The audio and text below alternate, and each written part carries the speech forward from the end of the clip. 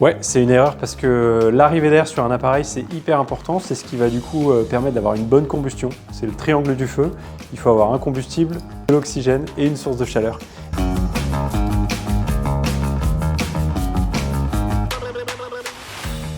Oui, ça peut arriver, il faut évidemment le prévoir pour ne pas se retrouver du coup pris de court quand on a son poêle qui est livré et installé.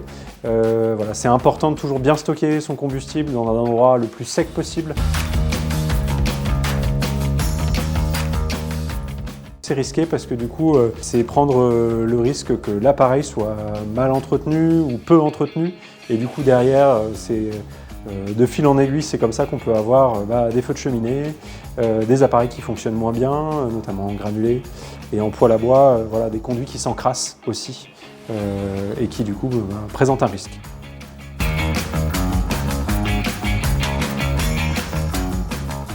C'est, je pense, cette volonté de surdimensionner, d'avoir peur de manquer. Ça me paraît être vraiment la chose la plus importante. On a souvent comme idée reçue 1 kW pour 10 mètres carrés. Moi j'ai tendance à dire que c'est faux, d'autant plus que les maisons sont de plus en plus isolées et donc on a besoin de moins de puissance calorifique pour venir chauffer sa maison.